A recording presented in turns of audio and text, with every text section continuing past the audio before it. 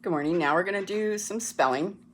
So you have a new spelling list. If you have not taken the pretest, I ask that you don't do this until you take the pretest. If you're not going to take the pretest, go ahead and do this. But please don't do this until you've taken the pretest, because it's not really fair if you do this before you take the pretest. So what we're learning is short vowel words. When we add ed-ing, we double the consonant at the end of the word.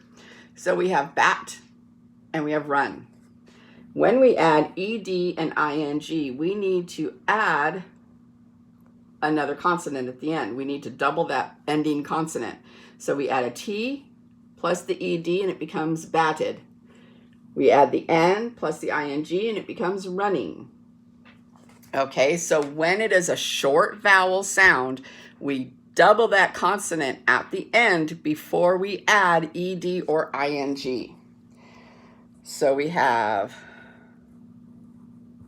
if we were going to make clap into clapped, we would add a p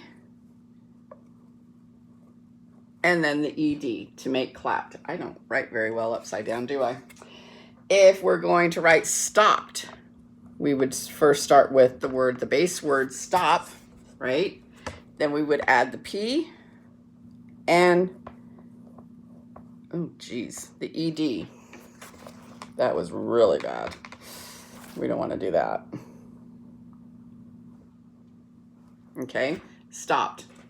I think I need to write right side up and stop doing this. For get, if we're writing getting, we start with our base word, get.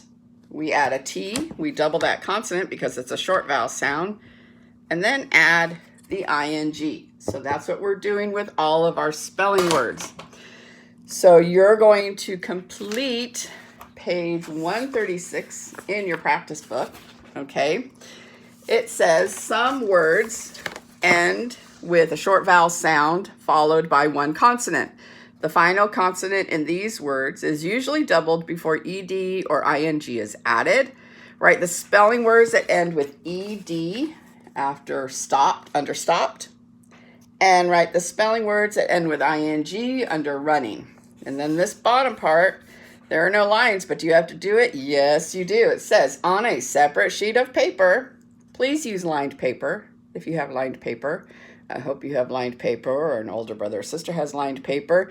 It's very hard to read sentences when you write it on a regular piece of blank paper and they're all over the place. The words are all over the place. It's hard to tell where the sentence is. If you're going to use regular paper, take a ruler and make some lines. If you're using blank paper, please take a ruler and make some lines so that you can practice writing on a straight line.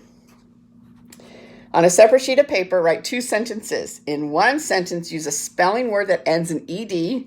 So you can use any of these words that end in ed in that sentence. And in the other sentence, use a spelling word that ends in ing. So you would use one of these words that ends in ing. So two sentences, both beginning with a capital, both ending with punctuation. One sentence, use a word that ends in ed. One sentence, use one of your spelling words that ends in ing. Okay? And then reading today, you are on your own for reading today. You are going to read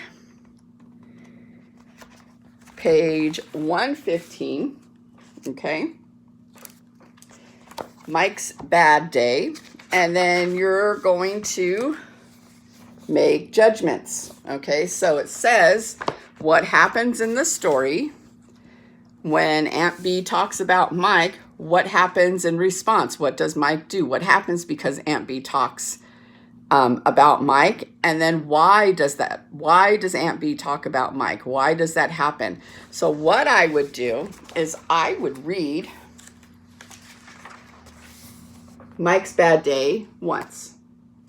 Then go to page 116. 116. Find out what they want you to know. Read the story again, underlining or highlighting the places that you need to concentrate on. And then go back and answer. Don't just guess, okay? Highlight or look back in the story to be able to answer. You have the story right there. You don't need to guess. You are allowed to look back and read it again and again and again and again if you need to, okay? So that is reading, and we'll be right back with some math.